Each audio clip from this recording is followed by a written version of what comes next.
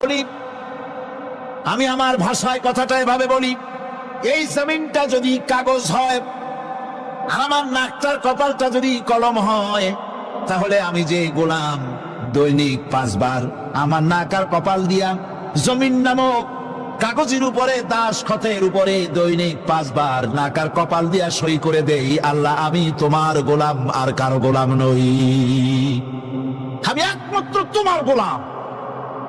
ঘুমের থেকে উঠে সেজদা দিয়ে বলি, দুপুরের সময় কাজ ফেলাইয়া আরেকবার বলি, বিকেল আসার আগেই আসরে আরেকবার বলি, দিন যখন শেষ হয় আরেকবার বলি, রাতে যখন শুতে যাই আরেকবার সেজদা দিয়ে ঘোষণা করি, মাবুদ আমি তোমার গোলাম। সুবহানাল্লাহ। নামাজ হচ্ছে ইসলামের গণ্ডির মধ্যে প্রবেশের প্রমাণ। কোরআনে কারীম বলছে, ফাইন তাবু ওয়া আকামুস সালাতা ওয়া আতাউজ যাকাতা ফাইখওয়ানুকুম ফিদ্দীন।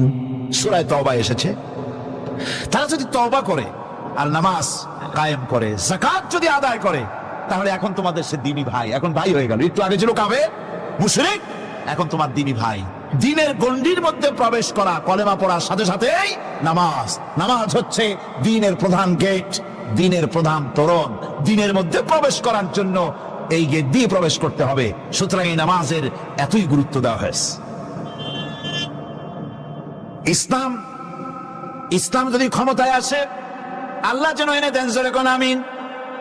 ইসলাম যদি ক্ষমতায় এসে যায়, রব্বুল আলামিন তাফসীরে মাহফিল কোরআন সামনে নিয়ে আশা করে তোমার দরবারে দোয়া করি, এই বিশাল জনসমুদ্রের দোয়া কবুল করো মাবুদ গো, এই বাংলাদেশকে ইসলামের দেশ বানাইয়া দাও।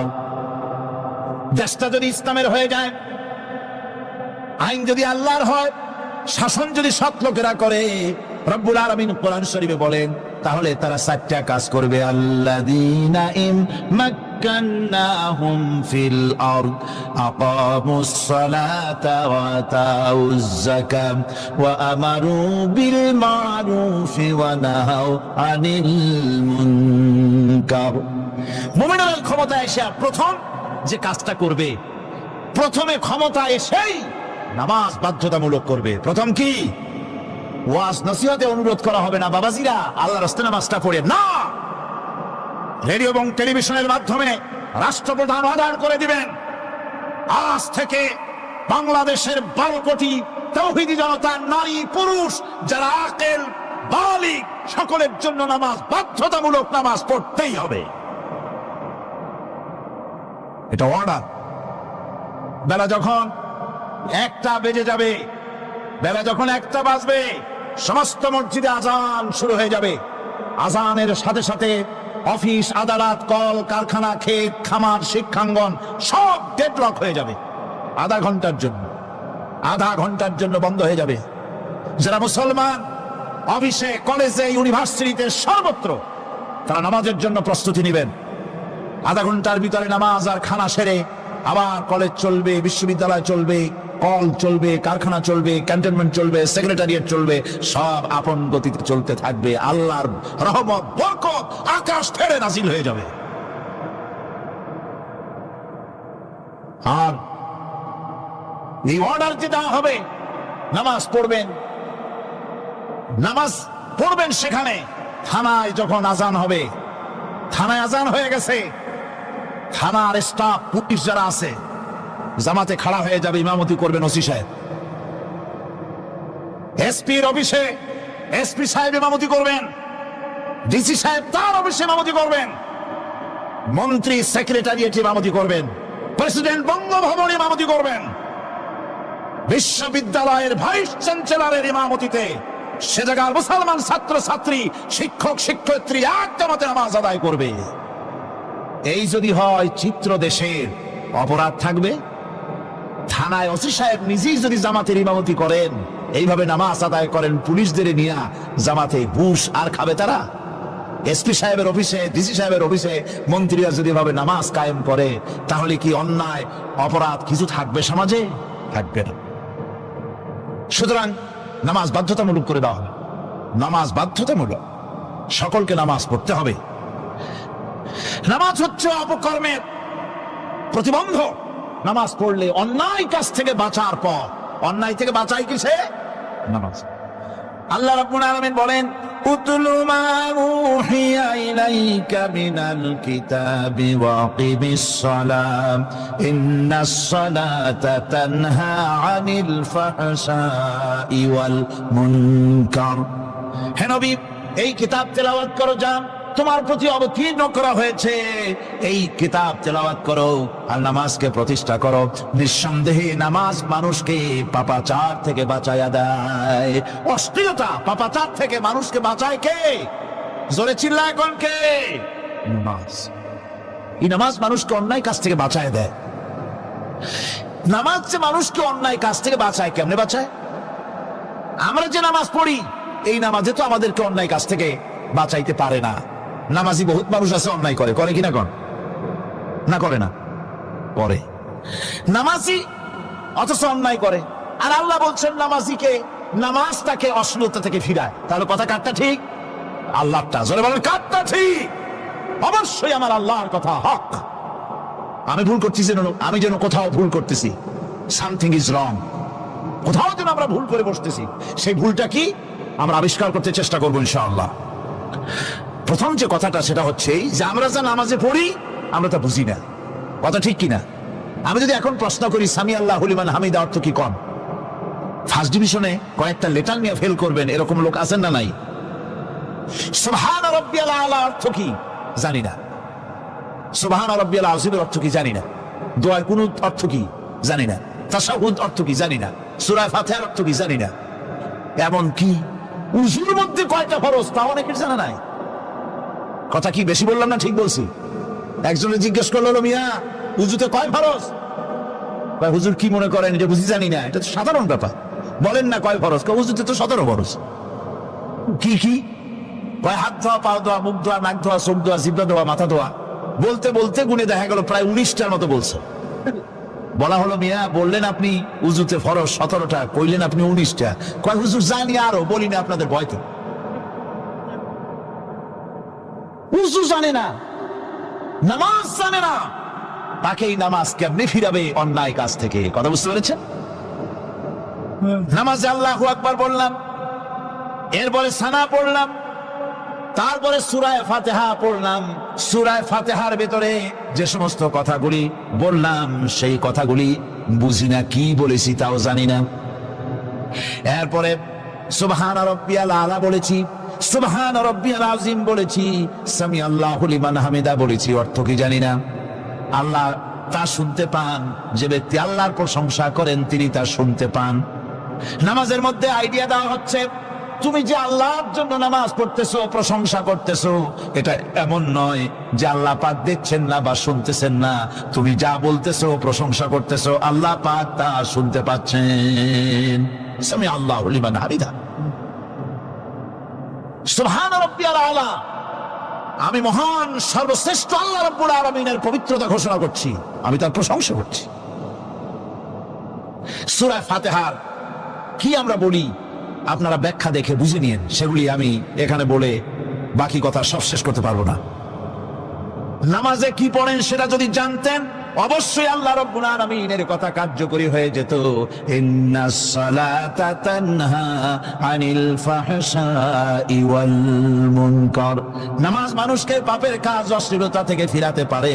আল্লাহ ইন্না বসায়ছেন, নিশ্চয়ই, বেশক, অবশ্যই নামাজ পাপ থেকে ফিরাবে। কিন্তু কেমনে ফিরাবে নামাজ তো বুঝি না। নামাজ তো বুঝি না, খালি সেজদা দেয় জনমের মতো। আর সেজদা কি? নামাজে যদি দেখে ইমাম দেরি করতেছে, আত্মাহিয়াত পড়তে দেরি হয়ে যাচ্ছে, পিছন থেকে সিগন্যাল মারে, ঠিক কিনা? বেয়াদব, বেয়াদব। তোমার নামাজ, তোমার আত্মাহিত আগে শেষ হয়েছে, তাতে কি হয়েছে? চুপ করে বসে থাকো। ইমামকে কাশি দিয়া সতর্ক করার অধিকার তোমার নাই। যদি ইমামকে সতর্ক করার জন্য কাশি দিয়ে থাকো, তোমার নামাজ ফাসেদ হয়ে যাবে। এটা ফাজলামি করার জায়গা না, এটা নামাজ। এর নাম কি? ধীরে সুস্থে নামাজ পড়তে হবে। অনেকে মসজিদটারে মনে করে জেলখানা, ঢুকতে যত দেরি, বেরোতে পারলে যেন বাসে যান ছটফট করে। সিনেমার মধ্যে গিয়ে ঘন্টার পর ঘন্টা বসে থাকে, খারাপ লাগে না? মসজিদে কেরাত যদি একটু লম্বা পড়ে, পিছনে বসে খালি কি যে করে মনে মনে বলতে থাকে যে ইমাম এমন কাঁচা ছাড়া ছাড়ি না। আর গান যখন শোনে শুনতেই থাকে, কত মজা, ঘুম আসে না। নাউজুবিল্লাহ। সুতরাং নামাজে কি বলেন সেটা আপনাকে বুঝতে হবে। সঠিকভাবে নামাজ পড়ার পরও যদি কোনো মানুষের সঠিকভাবে, ভালো করে শোনেন, সঠিকভাবে নামাজ পড়ার পরেও যদি কোনো মানুষ পাপের থেকে না ফেরে, তাহলে বুঝতে হবে একথা, পানি আর সাবান দিয়া কাপড় ধুলে কাপড়ের ময়লা যাবে, কিন্তু পানি আর সাবান দিয়া কয়লা জনমের মতো ধুইলেও কয়লার ময়লা যাবে না। কথা বুঝে আসছে? এর থেকে আর উত্তম দৃষ্টান্ত আমার কাছে নাই। নামাজ পড়ার পরেও যদি চরিত্র ভালো না হয়, বুঝতে হবে নামাজ হচ্ছে না, কাঙ্ক্ষিত মানের নামাজ আদায় হচ্ছে না। আল্লাহর নবী বলেছেন, যার নামাজ পাপ কাজ হতে ফিরাতে পারলো না, তার নামাজ নামাজি নয়। আবার শুনুন, রাসূল বলছেন, যার নামাজ তাকে পাপের কাছ থেকে ফিরাতে পারলো না, তার নামাজ নামাজ নয়। ওটি নামাজ হয় নাই, যার জন্য তার পাপ থেকে তারে ফিরাইতে পারছে না। আর কিয়ামতের দিন বেনামাজিরা সবচাইতে বেশি অপমানিত হবে। সবচাইতে বেশি অপমানিত হবে কারা? বেনামাজিরা। কিভাবে? يوم يكشف عن ساق ويدعون إلى السجود فلا يستطيعون। সেদিন কঠিন সময় আল্লাহ রাব্বুল আলামিন লোকদেরকে সিজদা করার জন্য বলবেন, কিন্তু যারা বেনামাজি ছিল দুনিয়ায়, তারা সিজদা দিতে পারবে না। বলেন নাউজুবিল্লাহ। অবস্থাটা কি হবে? খাশিআতান আবসারুহুম তারহাকুহুম যিল্লাহ। তাদের দৃষ্টি নিচু হবে, লাঞ্ছনা এবং অপমান তাদের উপরে চেপে বসবে, সিজদা দিতে পারবে না। আল্লাহ আমাদেরকে ক্ষমা করুন। কিয়ামতের দিন হযরত আদম আলাইহিস সালাম থেকে শুরু করে পৃথিবীর সমস্ত মানুষের সামনে আল্লাহ রাব্বুল আলামিন সিজদা করার জন্য অর্ডার করবেন। যারা নাকি বেনামাজি, ওরা আল্লাহর দরবারে সেদিন সিজদা দিতে পারবে না, লাঞ্ছিত অপমানিত হবে। জোরে কোন নাউজুবিল্লাহ। নামাজ, মুমিনের নামাজ একরকম, মুনাফিকের নামাজ হলো আর এক রকম। মুনাফিকরাও নামাজ পড়ে, পড়ে কিনা কোন? মুনাফিকেরাও নামাজ পড়ে। মুনাফিকেরা যখন নামাজ পড়তে যায়, আল্লাহ রাব্বুল আলামিন বলতেছেন, ওয়া ইযা কামু ইলাস সালাতি কামু কুসালা। মুনাফিকেরা যখন নামাজ পড়তে দাঁড়ায়, নামাজে আসে ঠিক তারা, কিন্তু নামাজের জন্য দাঁড়ায় খুব শৈথিল্য ভাবে দাঁড়ায়, কাহিলি সুস্তি, এ জায়গা চুলকায়, পায়জামা ধরে টান দেয়, টুপিটা ঘুরে যায়, এদিক ওদিক তাকায়। মুনাফিকের নামাজ দেখলেই ঠিক পাওয়া যায় যে বেটা মুনাফিক। এইভাবে সে দাঁড়ায়। তার নামাজটা কি জন্য? ইউরাউনান নাসা ওয়া লা ইয়াযকুরুনাল্লাহা ইল্লা কালিলা। তাদের নামাজ হচ্ছে মানুষকে দেখাবার নামাজ। নাউজুবিল্লাহ। এখন দেখবেন এই মৌসুম আসছে, নামাজের মৌসুম, বেনামাজিদের নামাজের মৌসুম। জনসভা হচ্ছে, নির্বাচন আসতেছে, নামাজে রক্ত হয়ে গেছে, তাড়াতাড়ি আজান হয়ে গেল। টুপি না থাকলে রুমাল একটা মাথায় দিল, উজু আছে কি না আছে, আল্লাহু আকবার, যা আছে কপালে হয়ে যাক। মানুষকে দেখাবার জন্য এরা নামাজ পড়ে। এরা আল্লাহর শরণার্থে নামাজ খুব কম লোকই পড়ে। এরা হচ্ছে মুনাফিক। দুনিয়া এবং আখিরাতে কল্যাণের জন্য একমাত্র মাধ্যম হচ্ছে নামাজ। দুনিয়াও যদি কল্যাণ চাই, আখিরাতেও যদি কল্যাণ চাই, তাহলে এর জন্য কি করতে হবে? কি করতে হবে? আমার কথা নয়, আল্লাহ রাব্বুল আলামিনের কথা শুনুন। রব্বুল আলামিন বলেন, قد أفلح المؤمنون الذين هم في صلاتهم خاشعون والذين هم للزكاة فاعلون والذين هم لفروجهم حافظون। নিশ্চিতভাবে সেই সব মুমিন কল্যাণ লাভ করবে, নিশ্চিতভাবে। তারা হচ্ছে ওই সব লোক যারা নিজেদের নামাজ ভীতি মিশ্রিত, বিনয় ভাবে, ভীতি মিশ্রিত অবস্থায় বিনয়ের সাথে যারা নামাজ আদায় করে, যারা বেহুদা কাজ থেকে বিরত থাকে, যারা যাকাতের পন্থায় কর্মতৎপর হয়, আর যারা নিজের লজ্জাস্থানকে হেফাজত করে। এরপরে আল্লাহ পাক বলেন ওয়াল্লাযীনা হুম লিআমানাতিহিম ওয়া আহদিহিম রাউন ওয়াল্লাযীনা আলা সালাওয়াতিহিম ইউহাফিজুন ওয়াল্লাযীনা আলা সালাতিহিম হাফিজুন। আর যারা তাদের আমানতকে পূর্ণ করে, আমানত এবং তাদের ওয়াদা চুক্তি পূর্ণ করে, এবং যারা নিজেদের নামাজ সমূহকে পূর্ণভাবে হক আদায় করে নামাজ পড়ে, নামাজের যারা হেফাজত করে, এরা কারা? এরা হচ্ছে উলাইকা হুমুল ওয়ারিসুন আল্লাযীনা ইয়ারিসুনাল ফিরদাউসা হুম ফিহা খালিদুন। এরা হচ্ছে সেই সব লোক, এরা উত্তরাধিকার হচ্ছে জান্নাতের উত্তরাধিকারী, জান্নাতুল ফিরদাউসে আল্লাহ রাব্বুল আলামিন এই গুণ বিশিষ্ট লোকদের জন্য জায়গা করে দিবেন। জোরে কোন সুবহানাল্লাহ। নামাজকে পড়তে বলা হয়নি, কোরআন শরীফে বলা হয়েছে নামাজ কায়েম করো। কি বলা হয়েছে কন্ত দেখি? নামাজ কায়েম করো, নামাজ পড়ো, এই কথা কিন্তু কোরআন শরীফে কোনো জায়গায় আছে নাকি? এখন কায়েম করা কারে বলে? একটা গুরুত্বপূর্ণ আরেকটি বিষয়, নামাজ কায়েম করতে বলা হয়েছে। কায়েম কি? কায়েমটা হচ্ছে দৃষ্টান্ত স্বরূপ বলা যায় যে জিনিসটা সমাজে প্রতিষ্ঠিত আছে ওইটারে বলে কায়েম হওয়া, আর যেটা প্রতিষ্ঠিত নাই ওটা কায়েম নাই। কায়েম মানে হলো প্রতিষ্ঠিত থাকা। যেমন আমাদের দেশে, আমাদের সমাজে নারী পুরুষ শিশু বৃদ্ধ সকলেই কাপড় পরা, শাড়ি পরা, লুঙ্গি পরা, এই কাপড় পরাটা কায়েম আছে, প্রতিষ্ঠিত আছে না নাই? যার কারণে কাপড় পরা সমাজে কায়েম আছে বলে উলঙ্গ মানুষ সমাজে খুঁজে পাওয়া যায় না, পাগল ছাড়া, ঠিক কিনা? একটা বাচ্চাকেও যদি উলঙ্গ হতে বলেন এখানে, 5 বছর 6 বছরের একটা বাচ্চাকেও, সে কিন্তু রাজি হবে না, ঠিক কিনা? যেহেতু কাপড় পরা সমাজে প্রতিষ্ঠিত আছে সেহেতু উলঙ্গ মানুষ পাওয়া যায় না, কাপড় পরাটাই এখানে প্রতিষ্ঠিত। সুতরাং এখন অবস্থাটা এই হয়েছে, কাপড় পরা প্রতিষ্ঠিত আছে বলে কোন উলঙ্গ মানুষ এসে যদি এই মঞ্চে দাঁড়ায় আর বলে আমাকে একটু বক্তৃতা করতে দেন, আপনারা কি করবেন? মঞ্চে তো উঠতেই দিবেন না। উলঙ্গ মানুষ যদি কোনো চাকরি নিতে যায় ইন্টারভিউতে, তাকে লাইনে দাঁড়াইতে দেবে? দেবে না। এমন কি উলঙ্গ হয়ে যদি বাড়িতে প্রবেশ করে তার বউ দূর দূর করে তাড়ায় দেবে, ঠিক কিনা? যেহেতু সমাজের ভিতরে কাপড় প্রতিষ্ঠিত আছে সেই জন্য এই উলঙ্গ মানুষ পাওয়া যায় না। অনুরূপ ভাবে নামাজ যদি প্রতিষ্ঠিত হতো সমাজের ভিতরে, তাহলে বেনামাজি খুঁজে পাওয়া যেত না।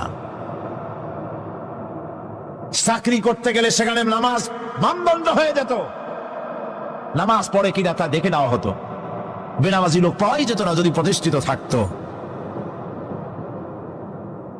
প্রথম প্রশ্নই হতো তুমি নামাজ পড়ো কিনা। ইলেকশনে যদি একজন উলঙ্গ মানুষ এসে দাঁড়ায়, ভাইরা এবার আমার বোতল মার্কা বাক্স, উলঙ্গ মানুষ এসে ভোটে দাঁড়াইছে, আপনারা ভোট দিবেন? দিবেন। ওইটা কাপড় প্রতিষ্ঠিত আছে বলে, লুঙ্গি প্রতিষ্ঠিত সমাজে আছে বলে উলঙ্গ মানুষকে আপনি ভোট দিবেন না। নামাজ যদি প্রতিষ্ঠিত থাকতো সমাজে, বেনামাজি মানুষ যদি এসে মঞ্চে দাঁড়ায়া যতই বলতো আমি ক্ষমতায় গেলে এই করব সেই করব, নামাজ প্রতিষ্ঠিত থাকলে পরে বেনামাজিরে কেউ ভোট দিত না।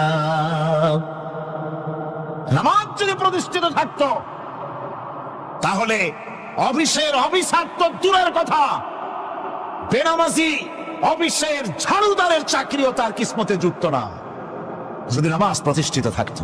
এর নাম হলো নামাজ কায়েম হওয়া। নামাজ কায়েম থাকলে এই অবস্থার সৃষ্টি হতো। এই জন্য আল্লাহ পাক বলেছেন নামাজকে কায়েম করতে হবে। নামাজ হবে সব ভালো কাজের মানদণ্ড। সমস্ত ভালো কাজের মানদণ্ড কি? নামাজ। নামাজ আমাদেরকে বড় রকমের শিক্ষা দেয়। কি শিক্ষা দেয়?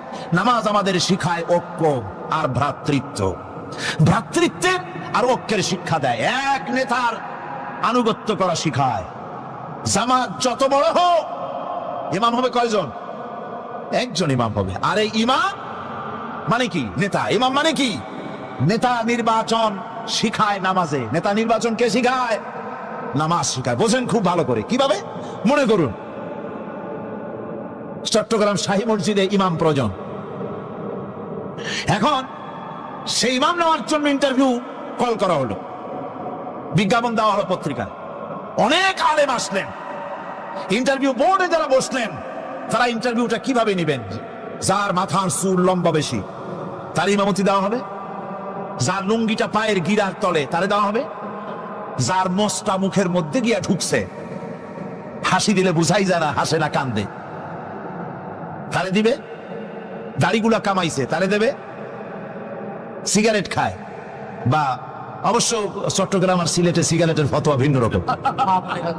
বরিশালে আমি যেখানে জন্মগ্রহণ করেছি, আমার এলাকায় কোনো আলেম যদি সিগারেট খায়, মসজিদের ইমাম তো ভালো, মসজিদ ঝাড়ু দিতেও ঢুকতে দেবে না মসজিদে। এটা এই এলাকার একরকমের কায়দা, আমি এটার ব্যাপারে কথা নাই বললাম। তো আপনারা খুঁজে দেখবেন সে সিনেমা দেখে নাকি, মিথ্যা কথা বলে নাকি, বড় পর্দায় থাকে নাকি।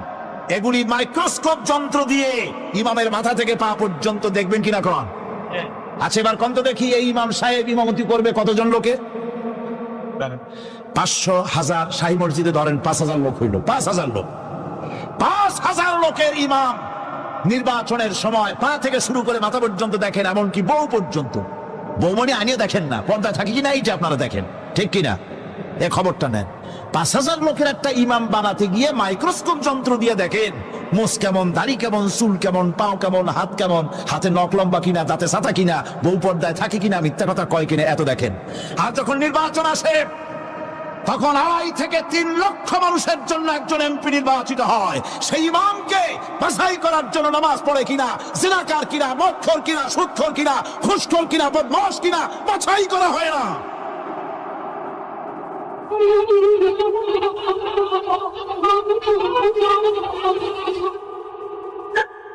নামাজ আমাদেরকে এটা শিখায়, ইমাম কেমনে বানাইতে হবে, কোন সুবহানাল্লাহ। নামাজ ঐক্য শিখায়, নামাজ ভ্রাতৃত্ব শিখায়, নামাজ পারস্পরিক মহব্বত শিখায়, নামাজ নেতা কেমন হওয়া উচিত, নেতা নির্বাচন শিখায়। আবার নেতা ভুল করলে তার ভুল বলা যাবে না, এরকম হতে পারবে না। নামাজের ভিতরে ইমাম যদি ভুল করলে আপনি লোকমা দিবেন, সুবহানাল্লাহ, আল্লাহু আকবার বলবেন। যদি তিনি সংশোধন না হলেন আবার দেন, তাতেও সংশোধন হলো আবার দেন। 3 বার লোকমা দেওয়ার পর যদি ভুল সংশোধন না করে নামাজ ছেড়ে দেন, ইমামকে বের করে দেন, নতুন ইমাম নিয়োগ করেন। যারা ক্ষমতায় যাবে, আপনি রাষ্ট্রের ইমাম যারা বানাবেন, সেই রাষ্ট্রীয় ইমাম যদি জনগণের ইচ্ছার বিরুদ্ধে যদি চলে, 1 বার লোকমান দেন, 2 বার লোকমান দেন, 3 বার দেন, তারপরেও যদি না নামে, ঘট ধরে নামে না। নামাজ আপনাকে নেতা নির্বাচন, নেতাকে প্রতিষ্ঠিত রাখা, নেতার আনুগত্য আপনাকে শেখায়। নামাজ লাইন সোজা করে দাঁড়াতে হবে, লাইন যদি বাঁকা করেন আপনার কলজেটা ওরকম বাঁকা হয়ে যাবে, নাউযুবিল্লাহ। নামাজের কাতারে যার কারণে নামাজের কাতার বাঁকা হবে, পুরা কাতারের জন্য আল্লাহর কাছে ওই লোকটা দায়ী হয়ে যাবে। নামাজ শৃঙ্খলা শিখায়, সুবহানাল্লাহ কইতে ইচ্ছে করে না? নামাজ শৃঙ্খলা শিখায়, শৃঙ্খলা বোধ শিখায়, সোজা হয়ে দাঁড়ায়। তারপরে ঐক্য এবং মহব্বত শিখায়। নামাজের ভিতরে যখন দাঁড়ায় গেলেন, আমির দাঁড়ালো, ফকির দাঁড়ালো, মন্ত্রী দাঁড়ালো, তার ড্রাইভারও দাঁড়ায় গেল, একই কাতারে দাঁড়ায় গেছে। নামাজ পড়তে গিয়ে ড্রাইভারের পাও গিয়ে লেগেছে মন্ত্রীর গায়ে। নামাজ শেষ হওয়ার পর মন্ত্রীর বাবার ক্ষমতা নাই এ কথা বলার যে বেটা ড্রাইভার সলিমদ্দি, তোর পাও লেগেছে আমার পায়ে, তোর চাকরি সুদ্ধা দোজখে পাঠায় দেব। পারবে বলতে? পারবে না। মিয়া মন্ত্রী সাহেব, এটা তোমার সেক্রেটারিয়েট না, এটা আল্লাহর ঘর। এটা কার ঘর? এক হি সব মে খড়ে হো গয়ে মাহমুদ ও আয়াজ, এক হি সব মে খড়ে হো গয়ে महमूद आयाज, न कोई बंदा रहा न कोई बंदा नवाज। একই কাতারে দাঁড়িয়ে গেছে সম্রাট মাহমুদ আর চাকর আয়াজ। এখন সম্রাট মাহমুদও নাই, চাকর আয়াজও নাই, সম্রাট আর চাকর দুজনই আল্লাহ পাকের গোলাম হয়ে গিয়েছে। তুমি মসজিদে এসেছো, তুমি আল্লাহর গোলাম। কার গোলাম? আল্লাহ পাকের গোলাম। এই জিনিস শিখায় নামাজ। নামাজ শিখায় মানুষকে পাঞ্চুয়ালিটি, নিয়মানুবর্তিতা, সময়ের জ্ঞান শিখায় নামাজ। নামাজ মানুষকে কি শিখায়? আল্লাহ রাব্বুল আলামিন বলছেন ইন্নাস সালাতা কানাত আলাল মুমিনিনা কিতাবাম মাওকুতা। নিঃসন্দেহে নামাজ মুমিনদের নিয়মানুবর্তিতার সাথে ফরজ করা হয়েছে, তাদের উপরে নিয়মানুবর্তিতার উপরেই, সময়ের উপরে নামাজকে ফরজ করা হয়েছে। আপনার আন্দাজ মতো আপনি পড়তে পারবেন না, সময় মতো পড়তে হবে, আউয়াল ওয়াক্তে পড়তে হবে। আমার দেশের মসজিদগুলিতে ফজরের নামাজ পড়া হয় এমন সময় পূর্ব দিক ফর্সা হয়ে যায়। ইমাম সাহেব যদি ভুল করেন, নামাজ দোহরাবাদ যদি দোহরাতে যান, তাহলে সূর্য উদয় হয়ে যাবে, এমন অবস্থা। নামাজ এত দেরিতে পড়া হয়। প্রত্যেক ওয়াক্তের নামাজ আউয়াল ওয়াক্তে পড়ার জন্য রাসূল সাল্লাল্লাহু আলাইহি ওয়াসাল্লাম তাগিদ করেছেন। সময়ের দিকে লক্ষ্য রাখতে বলা হয়েছে। যেই জাতি, লক্ষ্য করুন, যে জাতি দৈনিক 5 বার টাইমলি, অক্ত মতো, সময় মতো নামাজ আদায় করতে হয়, দুর্ভাগ্যজনক সত্য, সেই জাতির কাছে সময়ের কোনো দাম নাই। সময়ের দাম নাই। 9টার গাড়ি কয়টা আসবে? 9টার গাড়ি কয়টা আসবে? একদিন দেখা গেল সত্যি 9টার সময় এসে গেছে। যাত্রীরা বলছে মাশাআল্লাহ, অন্তত একটা দিন তো 9টার সময় আসলো। স্টেশন মাস্টার বলছে না, খুশি হওয়ার কারণ নাই, আজকের না, এটা গতকালকেরটা। আমার আমেরিকার সফরের সময়, যে বাড়িতে আমি আমেরিকায় থাকি, কুইন্স এলাকায়, নিউ ইয়র্ক সিটিতে, সে বাড়িওয়ালা চাকরি করে। সে আমাকে বলল 10টি বছর আমি একটা ট্রেনে যাতায়াত করি। সে বলছে রাত 3:45 ট্রেনটা আসে, ওই ট্রেনে চড়ে সে তার কর্মস্থলে যায়। বলল 10টা বছর আমি এখানে আছি, 10 বছরের ভিতরে এই ট্রেনটা 1 মিনিটের জন্য এদিক ওদিক করলো না, ঠিক 3:45 এসে হাজির হয়ে গেছে। ঝড় হোক, বৃষ্টি হোক, স্নো পড়ুক, বরফ পড়ুক, টাইমলি চলতেছে। দুনিয়ায় ভিন্ন জাতিরা যে উন্নতি করে, তার পেছনে সময়ের জ্ঞান তাদের অনেক বেশি আমাদের থেকে। কথা ঠিক কিনা? আমাদের সময়ের জ্ঞান নাই, সময়ের কোনো মূল্য আমরা দেই না। 2টার সময় মিটিং হবে, মন্ত্রী সাহেব আসেন 5টার সময়, ঠিক কিনা? বক্তৃতার জন্য সময় দেওয়া হয়েছে 20 মিনিট, নাহমাদু ওয়া নুসাল্লি আলা কইয়া সুর দিয়া 35 মিনিট গেছে নাহমাদু কইতে কইতে। সময় 20 মিনিট, তার মনেই নেই। এই যে সময়ের জ্ঞান নাই, এটা ব্যর্থতা। নামাজ মানুষকে সময়ের জ্ঞান শিখায়, কোন আলহামদুলিল্লাহ। এই সময়ের জ্ঞান আমাদেরকে শিখতে হবে। এবার আমি আপনাদের সামনে বলতে চাই, আল্লাহর নবী জনাবে মুহাম্মদ রাসূলুল্লাহ সাল্লাল্লাহু আলাইহি ওয়াসাল্লাম নামাজের ব্যাপারে কি বলছেন। এতক্ষণ তো আল্লাহর কথা শোনালাম, কার কথা শোনাইছে? আমার আল্লাহর নবী বলেন, নবীকে প্রশ্ন করা হলো, ইয়া রাসূলুল্লাহ, আইয়ু শাইইন আহাব্বু ইনদাল্লাহি ফিল ইসলাম, ইসলামের মধ্যে আল্লাহর কাছে কোন জিনিসটা বেশি প্রিয়? আল্লাহর কাছে ইসলামের কোন জিনিসটা বেশি প্রিয়? হুজুর বললেন, as-salatu li waqtiha, মান তারাকা সালাতান ফালা দীনা লাহু ওয়াস-সালাতু ইমাদুদ্দিন। আল্লাহর কাছে সবচাইতে বেশি প্রিয় হচ্ছে নামাজ। সবচাইতে প্রিয় কি? নামাজ। ওয়াক্ত মতো নামাজ আদায় করা আল্লাহ পাকের বেশি প্রিয়। আর এই নামাজ হচ্ছে দ্বীনের খুঁটি। এটা দ্বীনের কি? খুঁটি। এই যে খুঁটিগুলো আছে, খুঁটিগুলো ফালাই দিলে তারপর আপনার এই প্যান্ডেল থাকবে? থাকবে না। বিল্ডিং এর পিলার ভেঙে দেন, বিল্ডিং টিকবে? ঘরের খুঁটিগুলি উড়াই ফেলেন, ঘর টিকবে? টিকবে না। দ্বীনের খুঁটি হচ্ছে নামাজ। লা দীনা লিমান লা সালাতা লাহু, যার কাছে দ্বীন নাই, যার কাছে নামাজ নাই, তার কাছে কি নাই? দ্বীন নাই, ঈমান নাই। আল্লাহর নবী বলেছেন, ওয়ান জাবির রাদিয়াল্লাহু তাআলা আনহু قال قال رسول الله صلى الله عليه وسلم بين العبد وبين الكفر ترك الصلاة। আল্লাহ পাকের নবী বলেন, আল্লাহর বান্দার মুমিন, আল্লাহর বান্দার কাফের, দুইজনের মধ্যে পার্থক্য হলো, যে ব্যক্তি নামাজ পড়ে সে আল্লাহর গোলাম, যে নামাজ পড়ে না সে কাফের হয়ে গেল। যে নামাজ পড়লো না সে কাফের হয়ে গেল। মান তারাকা সালাতান মুতাআম্মিদান ফাকাদ কাফারা, যে ব্যক্তি ইচ্ছে করে নামাজ ছেড়ে দিল সে কাফের হয়ে গেল। বলেন নাউযুবিল্লাহি মিন যালিক। এই জন্য নামাজ আদায় করা বাধ্যতামূলক প্রত্যেকটি মুসলমানের জন্য। রাসূল করিম সাল্লাল্লাহু আলাইহি ওয়াসাল্লাম একটা দৃষ্টান্ত দিয়েছেন। কারো বাড়ির সামনে যদি একটা নাহার থাকে, একটা পুকুর থাকে, একটা খাল থাকে প্রবাহিত, এতে যদি ওই বাড়িওয়ালা দৈনিক 5 বার গোসল করে, তাহলে তার গায়ে কি কোনো ময়লা থাকে? হুজুর, সাহাবীরা বললেন, না হুজুর, থাকে না। হুজুর বললেন, এটাই হলো নামাজের দৃষ্টান্ত। 5 ওয়াক্ত নামাজ আদায় করবে, সে গুনাহ থেকে আল্লাহ পাক তাকে পবিত্র করে দিবেন। সুবহানাল্লাহি ওয়া বিহামদিহি। আমার ভাইরা,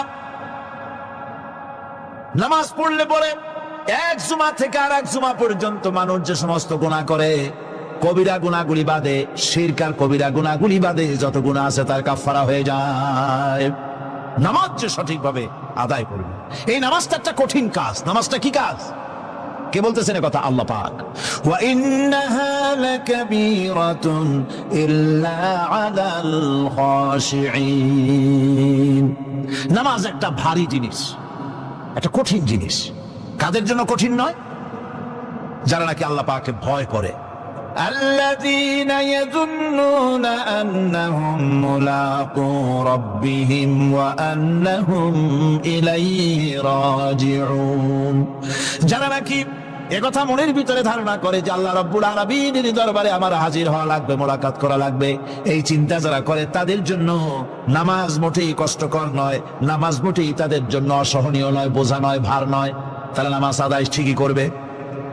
এই জন্যে বিবি বাল বাচ্চা সকলকে নামাজের জন্য তাকিদ করতে হবে। যত ভাই এখানে এসেছেন নিজেরা পড়বেন, বিবি বাল বাচ্চাকে তাকিদ করবেন। আল্লাহ পাক বলছেন ওয়ানজির আশিরাতাকাল আকরাবিন, তোমার নিকটবর্তী যারা আছে তাদেরকে তুমি আল্লাহর ভয় দেখাও।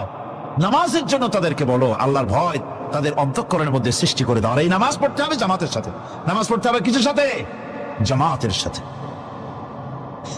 রাসূল করিম সাল্লাল্লাহু আলাইহি ওয়াসাল্লাম বলছেন, হুজুরের কাছে, আল্লাহর নবীর কাছে, হযরতে আবু হুরায়রা রাদিয়াল্লাহু তাআলা আনহু হাদিসটি বর্ণনা করেছেন। হুজুরের কাছে একজন অন্ধ লোক এলো। সেই অন্ধ লোক এসে বললেন, হুজুর আমি তো চোখে দেখি না, জামাতের যে গুরুত্বের কথা আপনি বললেন, আমাকে কি রুখসত দেওয়া যায় নাকি? আমি অনেক সময় সাথী সঙ্গী পাই না, আমাকে কি রুখসত দেওয়া যায় নাকি? হুজুর বললেন, হ্যাঁ তোমাকে রুখসত দেওয়া গেল। অন্ধ যখন হেঁটে যাচ্ছিলেন, নবীজি তাকে আবার ডাকলেন, ডেকে জিজ্ঞেস করলেন, অন্ধ নামাজের মসজিদের আজান কি তোমার কানে যায়? বলে হ্যাঁ আমি আজান শুনি। হুজুর বললেন, আজানের জবাব দিবা, মসজিদে এসে জামাতে নামাজ পড়বা। একজন অন্ধকে রুখসত দেওয়া হয় নাই। মসজিদে আজান শোনার পর ঘরে বসে যদি নামাজ আদায় করেন, নামাজের হক আদায় হবে না। হুজুর সাল্লাল্লাহু আলাইহি ওয়াসাল্লাম বলেছেন, মসজিদে আজান হওয়ার পর যে ব্যক্তি ঘরে বসে নামাজ পড়ে, আমার ইচ্ছা হয় ঘরটা আগুন দিয়ে জ্বালাই দেই। কে বলতেছেন? রাহমাতুল্লিল আলামিন বলতেছেন। রাহমাতুল্লিল আলামিন বলতেছেন, ঘরের মধ্যে যদি মেয়ে লোক আর বাচ্চারা যদি না থাকতো, তাহলে আমার ইচ্ছা হয় আমি বলি আগুন দিয়ে ঘরটারে জ্বালায় দাও। এই ঘরের মহব্বতেই তো সে বাইর হয় না। নামাজের এত বড়ই গুরুত্ব দেওয়া হয়েছে। আমার বন্ধুগণ, এই নামাজের জামাতি আল্লাহর নবী জীবনের শেষ নামাজ জামাতে আদায় করেছেন। জীবনের শেষ নামাজটাও জামাতে আদায় করলেন। তখন তার এমন অবস্থা, এত অসুস্থ, দাঁড়াতে পারেন না, হাঁটতে পারেন না। দুইজন সাহাবী কাঁধের উপরে ভর করে তারপরে বহু কষ্ট করে মসজিদে গিয়ে নামাজ আদায় করেছেন। খুতবা দিয়েছেন। বললেন, খুতবা দিতে গিয়ে বললেন, আজ থেকে মসজিদে নববীর চতুর্দিকের সকলের দরজা বন্ধ হয়ে যাবে, শুধু আবু বকরের দরজাটা খোলা থাকবে।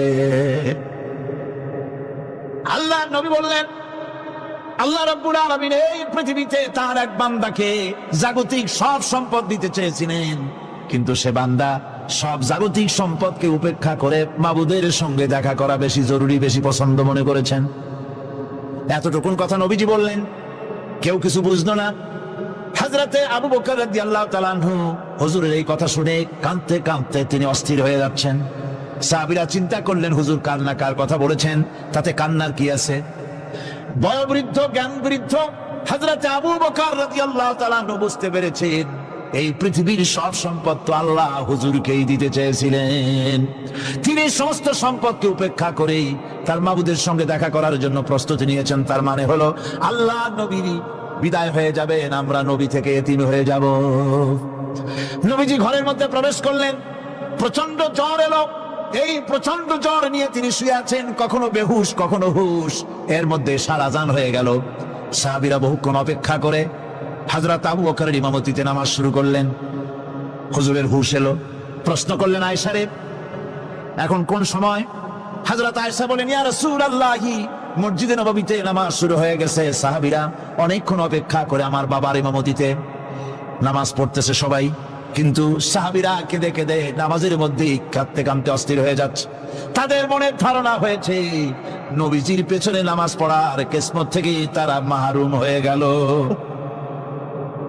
নবীজি বলেন, আয়েশা দরজা খুলে দাও আর আমার মাথাটা একটু উঁচু করে ধরো, আমি একটু নামাজের দৃশ্যটা দেখি। দরজা খুলে দেওয়া হলো, নবীজির মাথা উঁচু করে ধরা হলো। নামাজের জামাতের দৃশ্য দেখে নবীজি আবার শুয়ে পড়লেন। হযরত মা আয়েশা লক্ষ্য করে দেখেন নবীজির দুই চোখের কোণা দিয়া পানি পড়তেছে। মা আয়েশা জিজ্ঞেস করেন, ইয়া রাসূলুল্লাহ, নামাজের দৃশ্য দেখে চোখে কেন পানি এলো? হুজুর বলেন, আয়েশা রে, এটা কোনো দুঃখের পানি নয়, এটা তৃপ্তির পানি। এই যে জামাত নামাজ পড়তেছে লোকেরা, এই জামাত কায়েমের জন্য তায়েফের ময়দানে অনেক রক্ত আমার ঝরেছে। উহুদের ময়দানে দান মুবারক শহীদ হয়েছে, সাহাবায়ে কেরাম জীবন দিয়েছে। এই যে জামাত আমি দেখতে পেলাম, ভবিষ্যতের একটা ছবি যেন চোখে ধরা পড়লো। আমার মনে হলো কিয়ামত পর্যন্ত এই পৃথিবীতে আমার যত উম্মত আসবে তারা এইভাবে করে জামাতে নামাজ আদায় করবে। নবীজি মাথার কাছে মালাকুল মউত যখন এসে গেছেন, আমার ভাইরা, এই পৃথিবীতে যত নবীরা এসেছিলেন মৃত্যুর সময় সমস্ত নবীরা শেষ কথা যেটা বলেছেন, হাদিস, সমস্ত নবীরা উম্মতের জন্য মৃত্যুর মুহূর্তে শেষ কথা যেটা বলেছেন সেটা হলো আসসালাত, আসসালাত, নামাজ, নামাজ। আমার নবী যখন বিদায় হয়ে যান, বিদায় মুহূর্তে মেয়ের কথা বললেন না, কলিজার টুকরা নাতির কথা বললেন না, জামাইয়ের কথা বললেন না, স্ত্রীর কথা বললেন না, মৃত্যুর সময় শেষ কথা বললেন আসসালাত, আসসালাত ওয়া মা মালাকাত আইমানুকুম, নামাজ, নামাজ, আমার উম্মতেরা নামাজ, আমার উম্মতেরা নামাজ ছেড়ে দিও না, নামাজ। যেই নবী উম্মতের জন্য এত কাঁদলেন, নামাজের জন্য এত কথা বলে গেলেন, আল্লাহ রাব্বুল আলামিন নামাজের জন্য এত নির্দেশ করলেন, নবী ইন্তেকালের সময় নামাজের কথা বলে দিলেন, সেই মুসলমান আজ নামাজ আদায় করে না, নামাজ পড়ে তো নামাজ শুদ্ধ হয় না।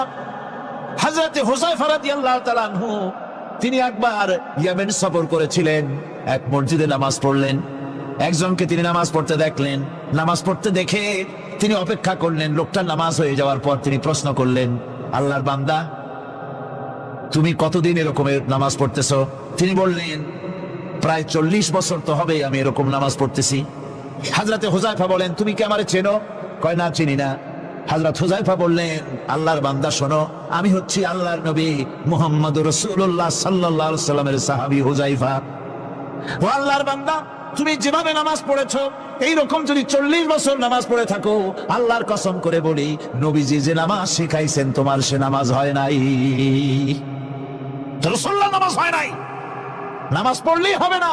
রাসূলুল্লাহ বলেছেন, সাল্লু কামা রাআইতুমুনি উসাল্লি, নামাজ পড়ো সেইভাবে যেভাবে আমার পড়তে দেখো।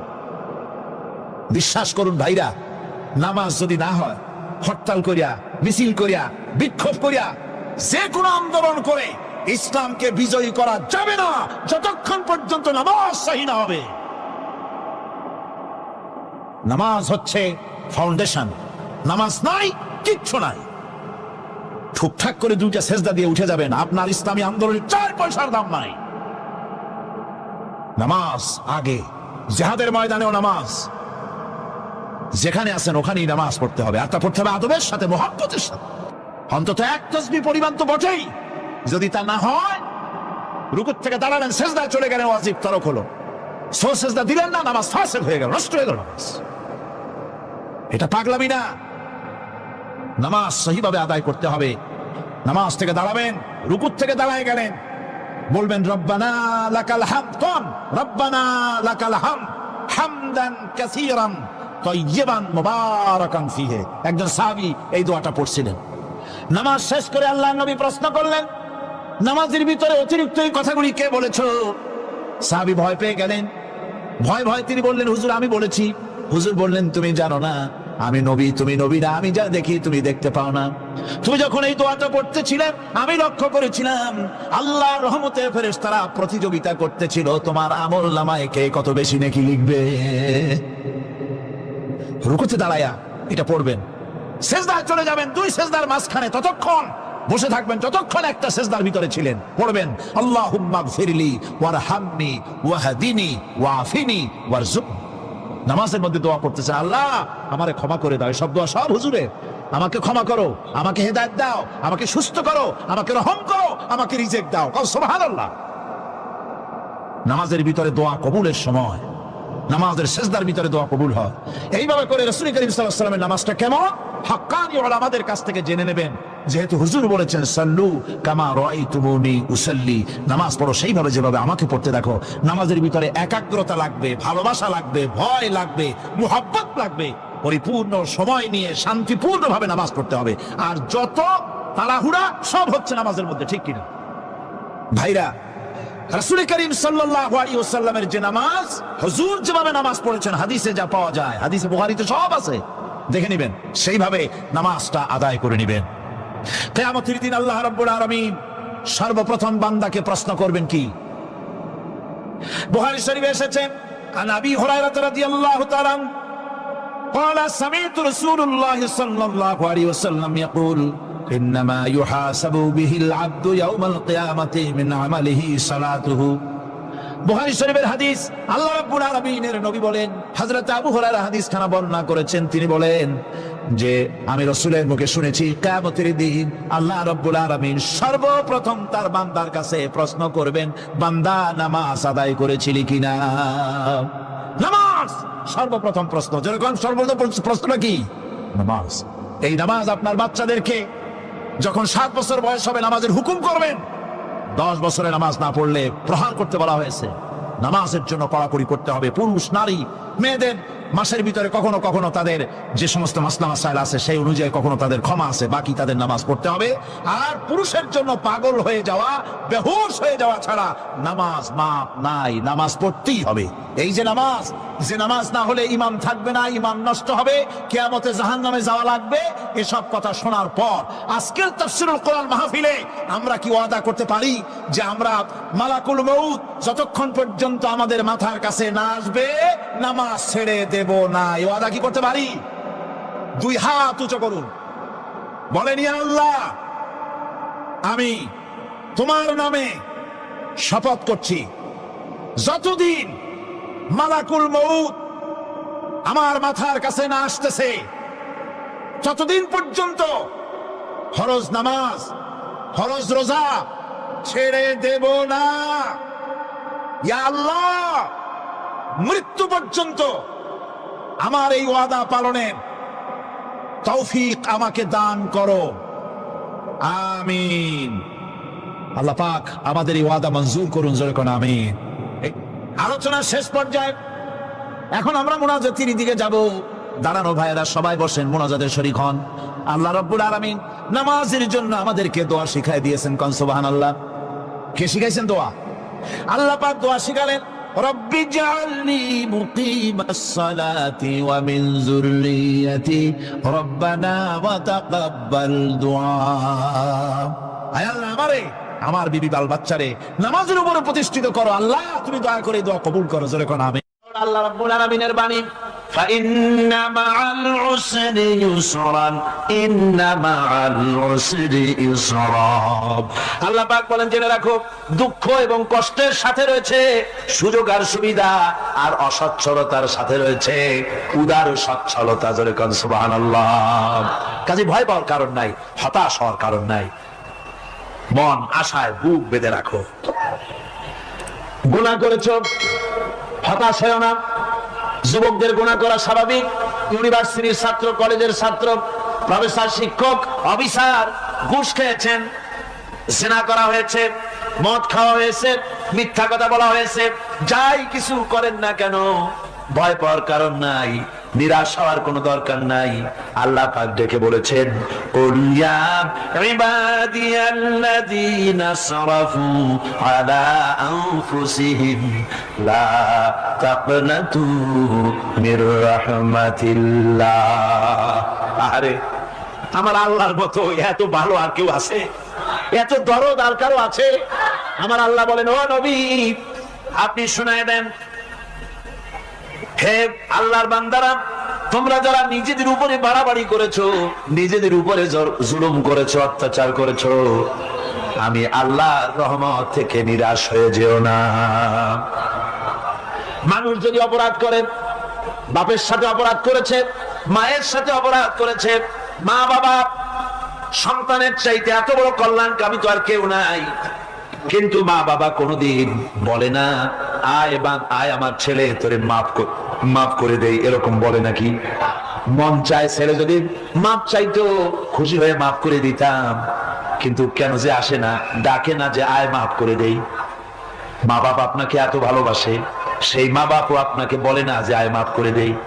আমার আল্লাহ হচ্ছেন এমন আল্লাহ, আল্লাহ রাব্বুল আলামিন ডাকেন, এ বান্দা খুন করেছিস ফিরে আয়, জিনা করেছিস ফিরে আয়, হত্যা করেছিস ফিরে আয়, চুরি করেছিস ফিরে আয়, কুফরি করেছিস ফিরে আয়, সুদ খেয়েছিস, ঘুষ খেয়েছিস, মদ খেয়েছিস ফিরে আয়, এসে আমার দরবারে চোখের পানি ফেল, আমার দরবারে কাঁদাকাটি কর। ইন্নাল্লাহা ইয়াগফিরুয যুনুবা জামিআ ইন্নাহু হুয়াল গফুরুর রহিম। আমার দরবারে চোখের পানি ফেলে কান, আমি রব্বুল আলামিন জিন্দেগীর গুনাহ মাফ করে দেব। সুবহানাল্লাহ কোন, সুবহানাল্লাহ কোন। আমার কাছে কান, চোখের পানি ফেল। আল্লাহ রাব্বুল আলামিনের কাছে বান্দার দুইটা ফোঁটা বেশি প্রিয়। একটা হলো জিহাদের ময়দানে যে রক্ত ফোঁটা দেওয়া হয়, এটা আল্লাহর কাছে প্রিয়। আর আল্লাহর ভয়তে গুনার জন্য লজ্জা করে, অনুশোচনা করে বান্দা যখন চোখের পানি ছেড়ে দেয়, আল্লাহর কাছে এটা অত্যন্ত প্রিয়। নবীজি বলেছেন, বান্দা যখন গুনার ভয়তে, আল্লাহর ভয়তে, জাহান্নামের ভয়তে অনুশোচনা করে যখন চোখ দিয়া পানি ছেড়ে দেয়, ওই চোখের পানি নাকের অর্ধেক আসতে না আসতে আল্লাহ রাব্বুল আলামিন বান্দারে মাফ করে দেয়। আল্লাহ বরদাস্ত করতে পারেন না যে বান্দা কান্দে। আমার ভাইরা, আল্লাহ রহমত, এই পৃথিবীতে আল্লাহ রহমতকে 100 ভাগ করা হয়েছে। আল্লাহ রহমতের কত ভাগ? এই 100 ভাগের 1 ভাগ সারা পৃথিবীতে ছড়াই দেওয়া হয়েছে। আর 99 ভাগ কার কাছে? আল্লাহর কাছে। একটা ভাগ দুনিয়া ছড়ানো হয়েছে আদম আলাইহিস সালাম থেকে নিয়ে এই পর্যন্ত, এখান থেকে নিয়ে কিয়ামত পর্যন্ত পৃথিবীতে যত মানুষ আসবে, যত প্রাণী আসবে, তাদের মধ্যে প্রাণী জগত গাবি তার বাছুরকে ভালোবাসে ঠিক কিনা, হাতি তার বাচ্চাকে ভালোবাসে ঠিক কিনা, মুরগি তার বাচ্চাকে ভালোবাসে কিনা, প্রত্যেক মাই তার সন্তানকে ভালোবাসে মানুষের মতো। এই ভালোবাসা, স্নেহ, এই মমতা, এই করুণা, এই মহব্বত একটা ভাগ দুনিয়ায় দেওয়ার পর আপনি আর আমি যতটুকুন ভাগে পেয়েছি, সেই মহব্বত স্ত্রীর মহব্বতে অস্থির, মায়ের মহব্বতে অস্থির, সন্তানের মহব্বতে অস্থির।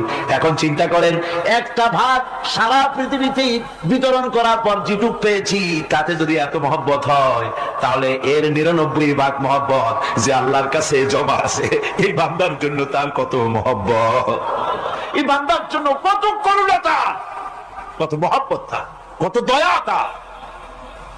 এই জন্য আল্লাহ রাব্বুল আলামিন বলেছেন, নাব্বি ইবাদি আন্নী আনাল গফুরুর রহিম। আমার নবী, সুসংবাদ দিয়ে দাও, বান্দাদেরকে শোনায় দাও যে আমি আল্লাহ তাআলা ক্ষমাশীল আর দয়াবান। হুজুর কাঁদতেছিলেন, হযরত ওমর রাদিয়াল্লাহু তাআলা আনহু এসে দেখেন হুজুর একা কাঁদতেছে। হুজুর জিজ্ঞেস করছেন, হযরত ওমর জিজ্ঞেস করলেন, হুজুর আপনি কাঁদেন কেন একা একা? হযরত ওমর বলেন, আমি যখন প্রশ্ন করলাম, নবীজি বললেন, আমার কাছে কিছু আগে জিবরাইল এসেছিলেন। জিবরাইল এসে আমাকে বললেন, আল্লাহ পাক বলেছেন, হে আমার নবী, ইসলামের ভিতরে থেকে যে সমস্ত মানুষগুলো ইসলামের ভিতরে থেকে চুল আর দাড়ি পাকায় দিছে, কিয়ামতের দিন এই লোকগুলারে আমি শাস্তি দিতে আমার শরম হবে। হযরত ওমর বলেন, হুজুর উম্মতের জন্য কত বড় খোঁজ খবর এটা, আর আপনি কাঁদতেছেন। হুজুর বলেন, ওমর তুমি জানো না, আমার কান্নার কারণ ভিন্ন। আমার কান্নার কারণ হলো যে আল্লাহ রাব্বুল আলামিন কিয়ামতের দিন দাড়ি চুল পাকা বান্দারে শাস্তি দিতে শরম করবেন। সেই দাড়ি চুল পাকা বান্দাগুলি আল্লাহর সাথে নাফরমানি করতে শরম করে না। আমি এই লজ্জায় কাঁদতেছি।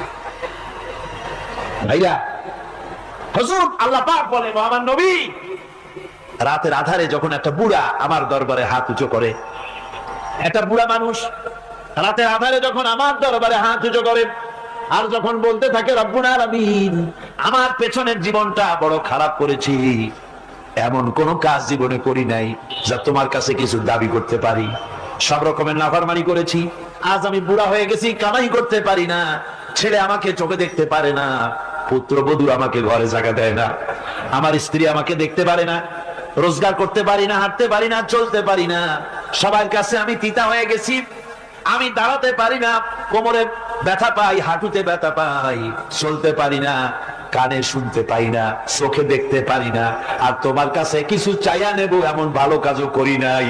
এইভাবে যখন বান্দা কাঁদতে থাকে আমার দরবারে, ও আমার হাবিব আমার রহমতের দরিয়ায় জোশ মেরে যায়, আমার শরম হয় এই বুড়াটারে কেমনে খালি হাতে ফিরাইয়া দেই। সুবহানাল্লাহ, সুবহানাল্লাহ। আমার আল্লাহর এত দয়া, আমার আল্লাহর এত মায়া, এত মহব্বত। আমার আল্লাহ রাব্বুল আলামিন বলেন, وَإِذَا سَأَلَكَ عِبَادِي عَنِّي فَإِنِّي قَرِيبٌ। আমার হাবিব, আমার বান্দা আমার ব্যাপারে প্রশ্ন করে, আমি বান্দার একদম নিকটে। কোরআন শরীফের ভিতরে যত জায়গায় রাসূলকে বলা হয়েছে সুয়ালের কথা, আপনাকে প্রশ্ন করা হয়, আল্লাহ তার জবাব কুল এই কথা বলে জবাব দিয়েছেন। যত জায়গায় সুয়াল এসেছে, যেমন কোরআনে কারীমের মধ্যে আল্লাহ পাক বলেন, ওয়ায়াসআলুনাকা আনিল মাহিদ, মেয়েদের হায়েজ সম্পর্কে জিজ্ঞাসা করা হয়, কুল হিয়া আযা, হে নবী আপনি বলুন। এভাবে করে কুল দিয়ে জবাব দেওয়া হচ্ছে। আবার প্রশ্ন করা হচ্ছে, ওয়ায়াসআলুনাকা আনিল আনফাল, এই গনিমতের মাল সম্পর্কে হুজুর আপনাকে, হে নবী আপনাকে প্রশ্ন করা হয়, আল্লাহ কুল দিয়া জবাব দিলেন, আল্লাহ বলেন আপনি বলেন।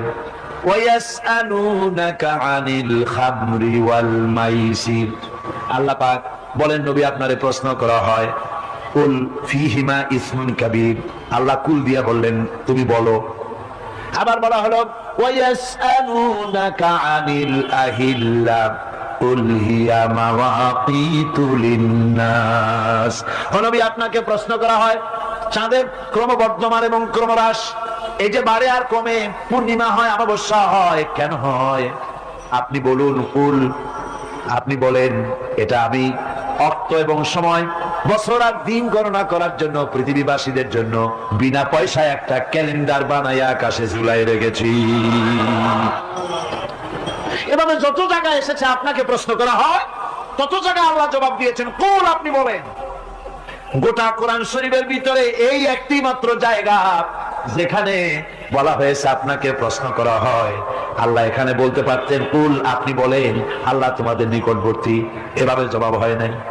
এটা কায়দাটা হলো এই, আল্লাহ বলতেছেন ওয়াইজা সালাকা ইবাদি, ও আমার নবী প্রশ্ন তো আমার বান্দারা আমার ব্যাপারে করেছে, এবার আপনার জবাবের কোনো দরকার নাই, প্রশ্ন আমার ব্যাপারে, আমি নিজে জবাব দিয়ে দেই, ফাইন্নী কারীব। ও বান্দা আমার ব্যাপারে প্রশ্ন করেছিস, জবাব আমি দেই, আমি তোর সবচাইতে বেশি নিকটে। সুবহানাল্লাহ, কত নিকটে? ওয়ানাহনু আকরাবু ইলাইহি মিন হাবলিল ওয়ারিদ, তোর যে রগ এই শাহরগের চাইতেও আমি তোর বেশি কাছে। সুবহানাল্লাহ, আমারে ডাক, আমারে ডাক, কলিজা দিয়া ডাক, অন্তর দিয়া ডাক। মনের থেকে মানুষ যদি ডাকে, মুখের ডাক আর মনের ডাক এক জিনিস নয়। দিল সে জুবাত নিকলতি হ্যায়, असर रखती है पर नहीं मगर ताकते परवाज रखती है।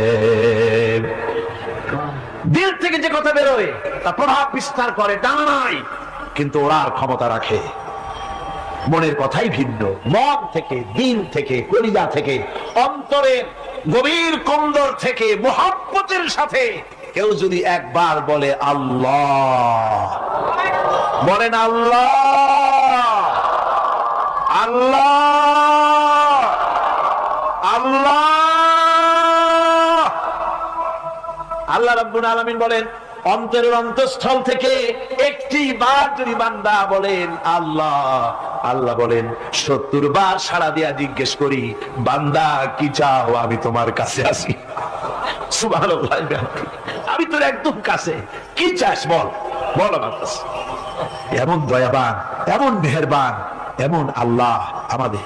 সে আল্লাহ রাব্বুল আলামিন তিনি বলছেন, وَقَالَ رَبُّكُمُ ادْعُونِي أَسْتَجِبْ لَكُمْ।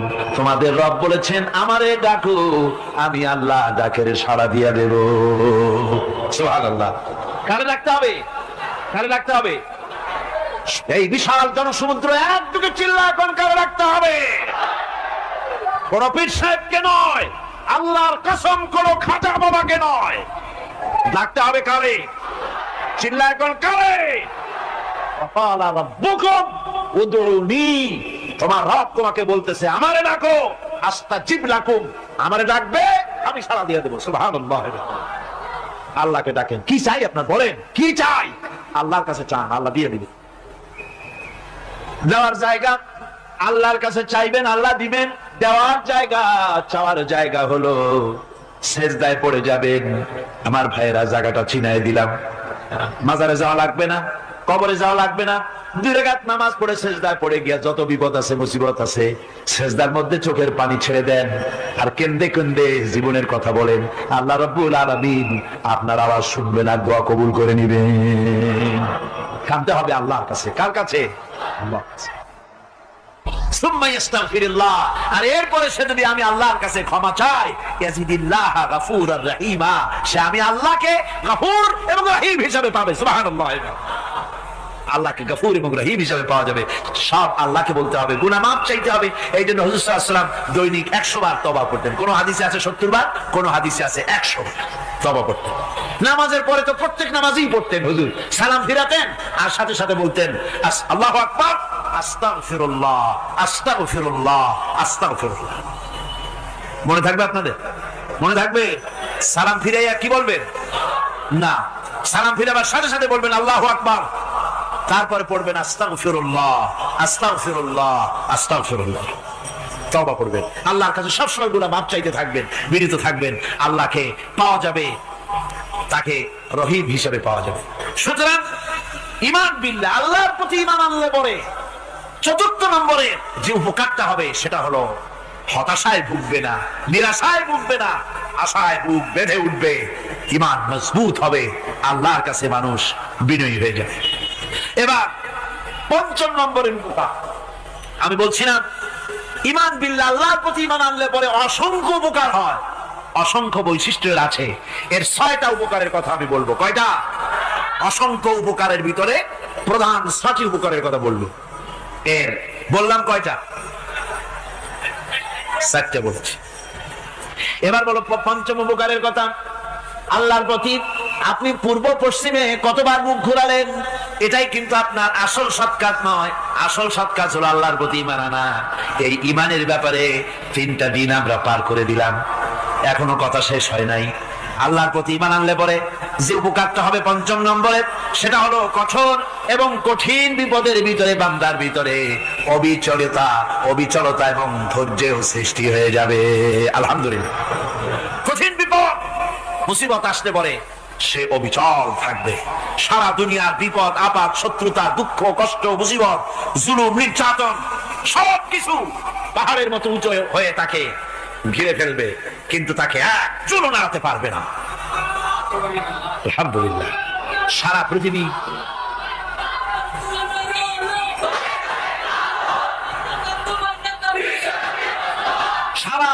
একদিকে আর সে একা একদিকে থাকবে।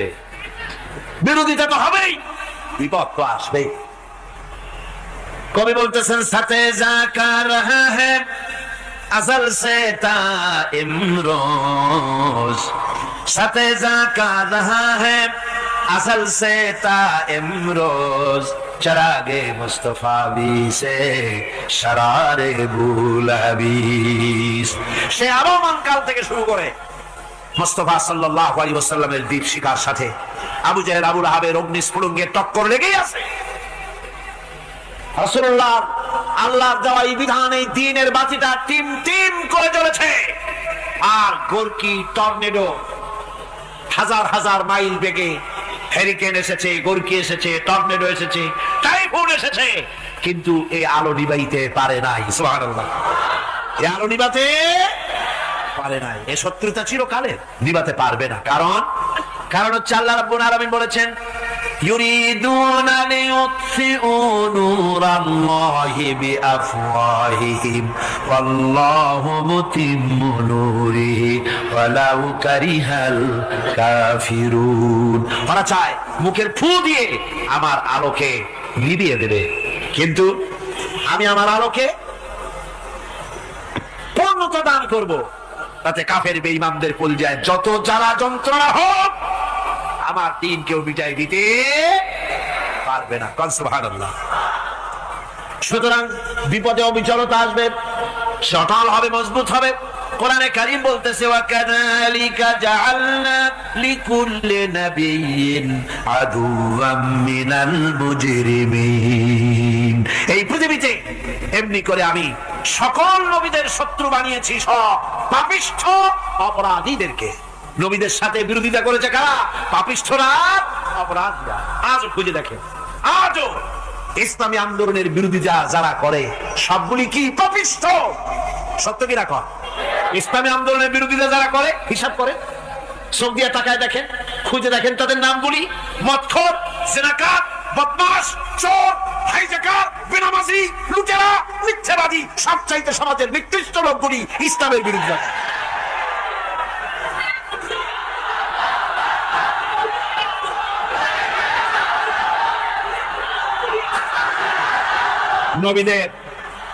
নবীদের শত্রু আল্লাহ বলেন, সব যুগে নবীদের সাথে শত্রুতা করেছে পাপিষ্ঠরা।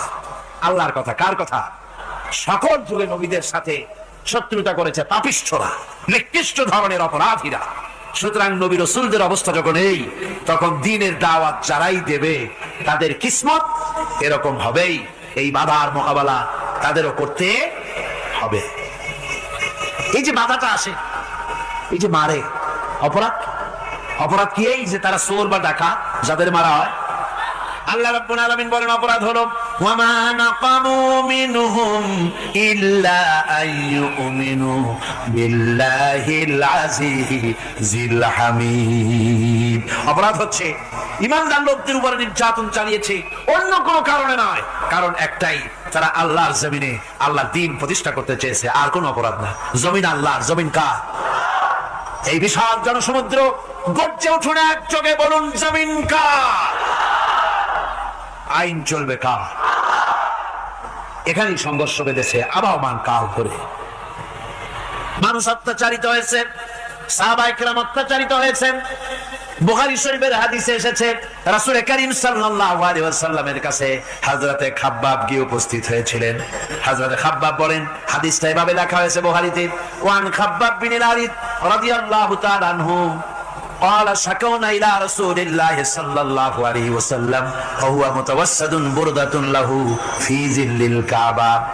রাসূলুল্লাহর কাছে গেলাম, কাবা শরীফের কাছে গিয়ে দেখি নবীজি একটা চাদর গায়ে দিয়ে তিনি আরাম ফরমাচ্ছিলেন কাবা শরীফের ছায়ায়। সেখানে গিয়ে বললাম, আলা তাস্তানসিরু লানা আলা তাদউ লানা ইয়া রাসূলুল্লাহ, হে আল্লাহর রাসূল, আপনি কি আমাদের জন্য আল্লাহর কাছে দোয়া চাইবেন না? আপনি কি আল্লাহর কাছে আমাদের জন্য সাহায্য চাইবেন না? আমাদের লোকগুলিকে, মুসলমানগুলিকে মারতে মারতে তো শেষ করে ফেলে দিল। তারা আমাদের সুমাইয়াকে মারলো, আমাদের খাব্বাবকে উটের সাথে পায়ের দড়ি লাগায় টানলো, আমাদের খোবায়েবকে তারা আগুনের উপরে চিৎ করে শোয়ায় রাখলো, না খায় রাখতেছে, মারতেছে, কষ্টে তো শেষ হয়ে গেলাম। হুজুর, আপনি কি আমাদের জন্য দোয়া করবেন না? হাদিস শরীফে এসেছে, নবীজি উঠে বসলেন সোজা হয়ে। নবীজি বলেন, ও আমার সাহাবী, ও খাব্বাব, শোনো, তোমাদের আগে এই পৃথিবীতে যারা দ্বীনের দাওয়াত দিতে এসেছিলেন তাদেরকে সমকালীন রাষ্ট্র শক্তি, সমাজ শক্তি তাদেরকে ধরতো। ফায়ুখাজুর রাজুলু, তাদেরকে তারা ধরতো। ফায়ুফারু লাহু ফিল আরদ, আর তার জন্য জমিনের ভিতরে কবর বানাইতো। ওই কবর ফায়ুজালু ফিহা, ওই কবরের ভিতরে তাকে কোমর পর্যন্ত গেড়ে দিত। সুম্মা ইউতা বিল মানশার, এরপরে করাত আনতো, ফায়ুদাউ আলা রাসিহি, এরপরে ওই করাত তার মাথার উপরে রাখতো, ফায়ুজআলু নিসফাইন, এরপরে করাত দিয়া চিরে জীবিত মানুষটারে দ্বিখণ্ডিত করে ফেলে দিত। মা ইয়াসুদ্দুহু যালিকা আন দীনিহি। ও আমার খাব্বাব, এত কষ্ট দেওয়ার পরেও সেই যুগের কোন মুসলমানকে, দ্বীনের দায়ীদেরকে আল্লাহ দ্বীন থেকে এক চুলো তারা সরাই দিতে পারে নাই, এক চুলো সরাতে পারে নাই। ওয়াল্লাহি, ও খাব্বাব, আমি আমার আল্লাহর নামে কসম করে বলছি, লা ইউতাম্মান্নাল্লাহু হাযাল আমরা হাত্তা ইয়াসিরা আর-রাকিবু মিন সানা ইলা হাযরামাউত। আমি কসম করে বলি, আল্লাহ রাব্বুল আলামিনের এই সানা থেকে হাজারামাউত পর্যন্ত লোকেরা যাতায়াত করবে, সুন্দরী রমণীরা গমন করবে, সদাগরেরা যাতায়াত করবে, টাকা নিয়া পয়সা নিয়া যাতায়াত করবে। তাদের মনের মধ্যে লুটের ভয়, টাকার ভয়, চুরির ভয়, ডাকাতির ভয়, জেনার ভয়, হত্যার ভয়, ধর্ষণের ভয়, কোন ভয় থাকবে না। লা ইয়াখাফু ইল্লাল্লাহ, আল্লাহ ছাড়া কোনো ভয় থাকবে না। এমন একটা সমাজ, এমন একটা সময় আসবে, ওয়ালাকিন্নাকুম তাস্তাজিলুন, অথচ খুব তাড়াহুড়ো তোমরা করতেছো। তাড়াহুড়ো করো না, সময় আসবে ইনশাআল্লাহ। আমার ভাইয়েরা, আমার বন্ধুগণ, কঠিন বিপদে অবিচলতা এবং ধৈর্যের দৃষ্টান্ত রেখে গেছেন আম্বিয়া আলাইহিমুস সালাম। সুবহানাল্লাহ। কঠিন বিপদে অবিচলতা, দৃঢ়তা, ধৈর্য কারে বলে, তার দৃষ্টান্ত কারা রেখেছেন? আম্বিয়া আলাইহিমুস সালাম। ওনারাই আমাদের আদর্শ, নবীরাই আদর্শ, সাহাবায়ে কেরাম রিদওয়ানুল্লাহি তাআলা আলাইহিম আজমাইন আমাদের আদর্শ। ভাইরা আমার, মুসা আলাইহিস সালামকে ফিরআউন যখন ঘিরে ফেলে দিল, কোরআনের সব কথা গল্প গুজবার ইতিহাসের জন্য লেখা হয় নাই। কোরআনের মধ্যে যা লেখা হয়েছে সব বান্দাদের উপদেশের জন্য, যাতে করে লোকেরা চিরটা কাল এর থেকে উপদেশ নিয়ে নিজেদের তৈরি করতে পারে। জোরে বলেন সুবহানাল্লাহ। মুসা আলাইহিস সালামের কথা আল্লাহ বলেন, ফিরআউন তাকে ঘিরে ফেলে দিল, পালাবার রাস্তা নাই। ফালাম্মা তারাআল জামআন ক্বালা আসহাবু মূসা ইন্না লামুদরাকুন। মুসা আলাইহিস সালামের উম্মতরা বললেন, হে মুসা, পাকড়াও হয়ে গেছি, পালাবার রাস্তা নাই। তিন দিক থেকে আমাদেরকে ঘেরাও করেছে ফিরআউনের শক্তি। সামনে কি? দরিয়া, আর তিন দিকে কি? ঘেরাও আন্দোলন, পালাবার পথ নেই।